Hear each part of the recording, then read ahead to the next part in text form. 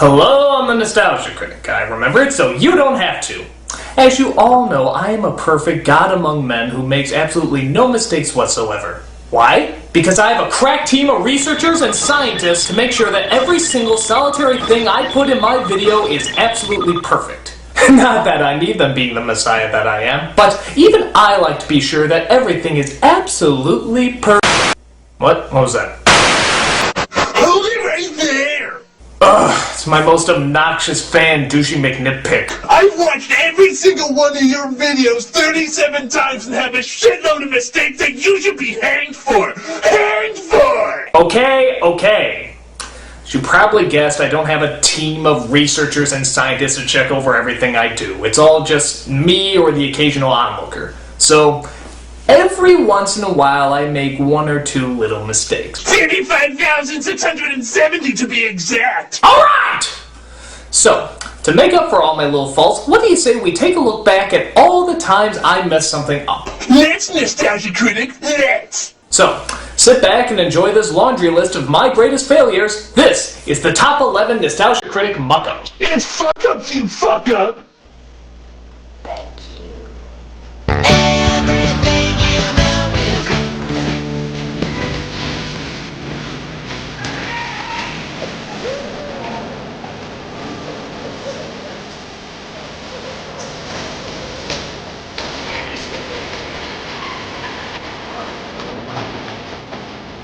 Number 11.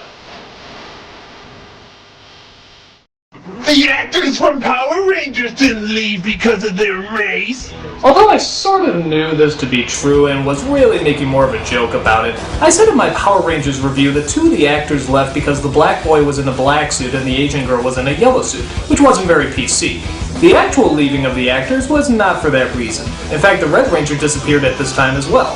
Why did they leave? I'm not really sure. Some say it was a money issue, others say it was because they weren't popular enough. I personally don't know. And to be honest, I don't really know why you need an excuse to leave the show. But the one that I gave wasn't it.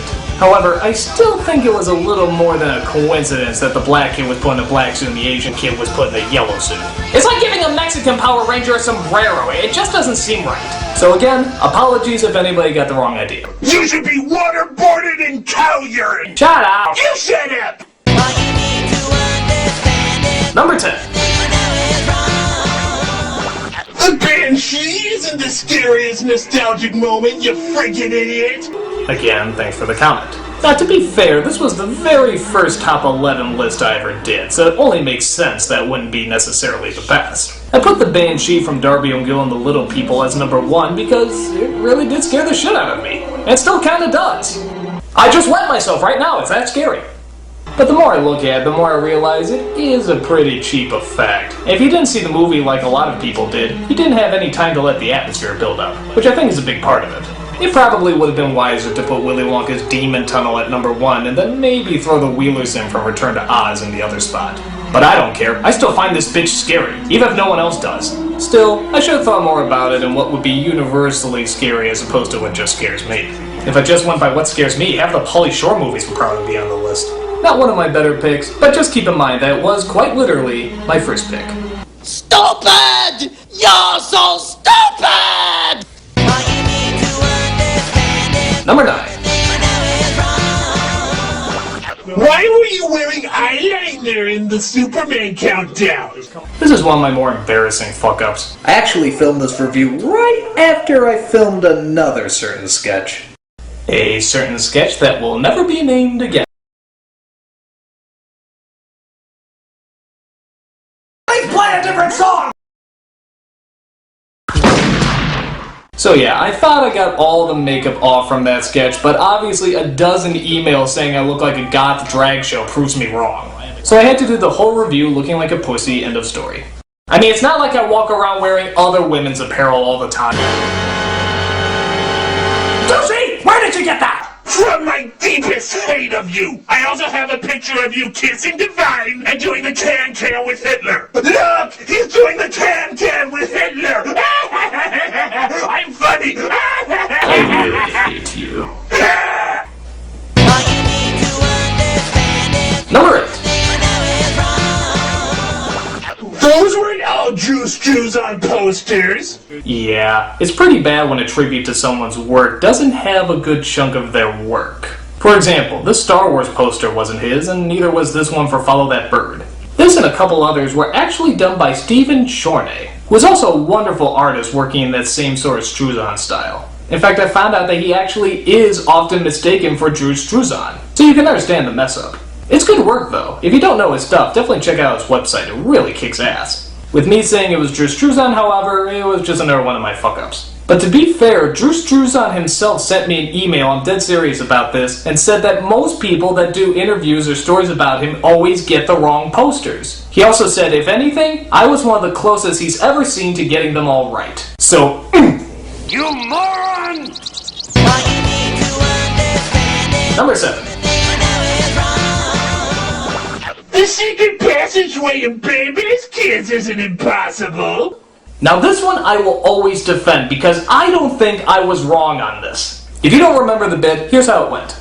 Well, apparently going to the left side of the bookcase drops you off in one room, and going to the right side of the bookcase drops you off in another. That's just impossible! I mean, think about it! If a bookcase opens up, it spins around in a circle, so that means that there can only be one room, because if there's a wall separating the two rooms, the bookcase wouldn't open! Now, a lot of people have told me that it can open up and lead to two different rooms if the wall dividing the two rooms stops at just where the bookcase stops turning. True, but here's my argument. If the wall only goes that far, then technically you can just turn the bookcase back a bit and easily squeeze into the other room, meaning you're not just limited to where the bookcase leads you. The only way you couldn't get through this room is if you were the size of a hippo or something. And you're not. You're the size of a fucking little kid. So in my opinion, this still makes no sense. I fucked up? No. You fucked up! But to the credit of those who complained about this, I guess I could say that maybe I could have explained it a little better. And that technically can count as a fuck-up then. That's a horrible game anyway, so who gives a shit? I do! If I can't trust an internet celebrity who watches cartoons and shouts obscenities, then who can I trust? People with some expertise. No! Number 6.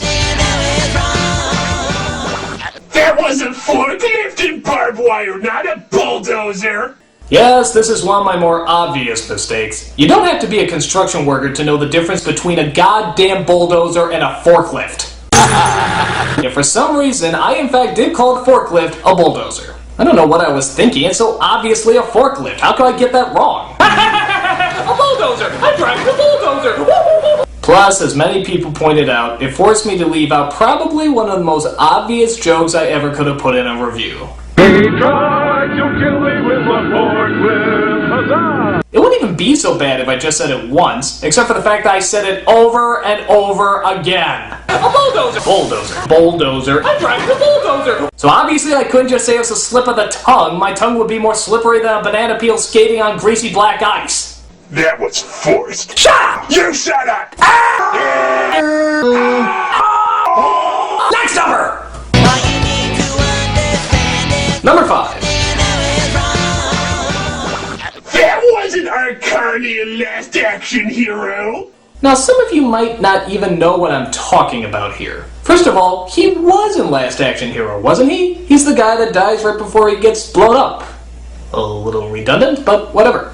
Well, that's not what I said when I first did the review. Somehow I got it mixed up and thought that the actor who played the theater custodian was Art Carney and that this other guy was someone else. When in fact the actor's real name was Robert Prowski. And of course this is the guy Art Carney played.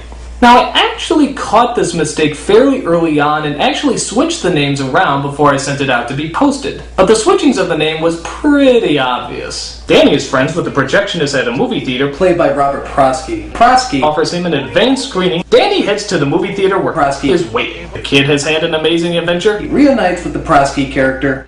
Well, luckily I'll never do something like that again. I mean, I'm never gonna mistake Robert Prowski for someone like Art Carney ever again. But wait a minute! I was the first person to see that review because I waited till 3 a.m. to watch it, and I heard you say Art Carney! Suck it. Actually, he's right, because for a whole entire day the wrong version was out, so thousands of people constantly heard me call the wrong guy R. Carney over and over and over. But in all honesty, this wasn't my fault. I sent the corrected version in, but the person who was posting videos at the time accidentally posted the wrong one. And the person who posted that review was Mike Ellis. Now, Mike Ellis has done a lot for the site, he's a lot behind the scenes stuff and technical stuff, but nevertheless, he made a mistake. So, you have anything to say, Mike? I certainly do. I was new to putting videos up, and you can't blame me for making a mistake every once in a while. So, for what it's worth, I do apologize. There now, you see, there's no problem too big that it can't be solved by a humble apology. Unfortunately, that apology wasn't good enough. Apologize again! I'm sorry! Apologize again! I'm sorry! Now lick my feet! Lick my feet! Lick up!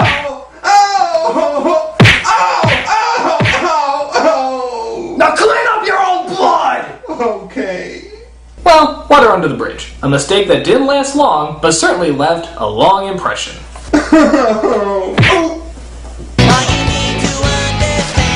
Number 4. Lizards do eat fish, you big moron! Nah, this is from my Godzilla review. I pointed out that luring Godzilla with fish really didn't make any sense because lizards don't eat fish, they eat bugs. But I've heard that there actually are some forms of lizards that do in fact eat fish, which of course makes my statement wrong. But really, does that excuse this horrible line? That's a lot of fish. I still don't get it! Get one. Ow. Nothing too much to really say about this one. I said lizards don't eat fish. They do, so let's move on. Idiot. Number 3. How dare you make fun of Mako, you ignorant bastard! Yes, I'll never hear the end of this one. This all started with the TMNT review, which I like to point out everybody requested me to do and yet got really pissed off when I did it. Does my audience just have multiple personality disorder? Well, anyway, it got to the part where Splinter shows up and I simply didn't think his voice matched. It just sounded way too shaky for me. It wasn't like the Splinters I heard before. Well, this started an outrage from Mako fans. I didn't know who the guy was, but I quickly found out. Apparently he's an incredibly beloved actor, having been nominated for an Oscar and doing constant voiceover work in the hit show Avatar. It also didn't help that the guy died from esophageal cancer, and I made a friggin' cigarette joke in the review. Each of your brothers has Oh god, what did they do to Splinter's voice? It sounds like Mr. Miyagi if he smoked a million Marlboros.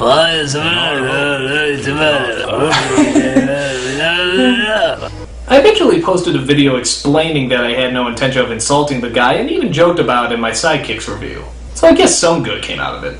But the damage was done and the message was clear. Nobody fucks with Mako. You said it, man. Number 2. You constant spelling mistakes, jackass! Yes, if you watch my videos, you may notice a pattern that there's a lot of spelling mistakes. It's sort of like if you cross a dyslexic with a complete idiot. I do my best to try to correct my many spelling errors, but no matter how hard I try, they keep getting through. I especially love the one at the end of A Kid in King Arthur's Court. I smash my head to make myself forget about the horrible movie and then misspell one of the words in the credits. A lot of people thought this was part of the joke, that I smashed my head so hard that I got the spelling wrong. Yeah, that was it. But my other spelling errors proved me wrong. There's even an incident where I spell my own name, Nostalgia Critic, wrong. That is inexcusable. I suck! I almost thought about making it a contest. Whoever spots the first spelling error in every future review will get a fucking Xbox. The only downside is there wouldn't be enough Xbox in the world to give out. What can I say? I'm not a bad writer, I'm just a piss poor editor. That was really stupid. And the number 1 Nostalgia Critic fuck-up is... How could you not put Optimus Prime in the top 11 saddest nostalgic moments? You're the devil! This is gonna haunt me till the day I die. When I did the top 11 saddest nostalgia moments, I left off what many consider to be the saddest one of all time, the death of Optimus Prime, from the Transformers movie. How could you, you ignorant ass? Well, it's just that... He died for your sins! Well, I kinda... You're going to hell! Well, I... Hell! Let me explain. You see, I never actually saw the Transformer movie in theaters. I didn't even know there was one until I was a freshman in high school. By that time, I wasn't really into Transformers much anymore, but a friend of mine forced me to watch it anyway. When Optimus Prime died, I thought it was more weird than it was tragic. In fact, the whole film is a bloodbath, or oil bath, whatever you want to call it. I mean, everyone seems to die. It's like it was the theme of the movie or something. Live life and then fucking die. The end. Buy our products. So I guess it never really left an impression as much as just left me confused. However, it definitely left an impression with other fans, and they were certain to let me know about it. I felt so bad for leaving it out that my next review I turned Optimus Prime into Jesus Christ. Now give me credit, that was nice of me. Remember, I died for your sins.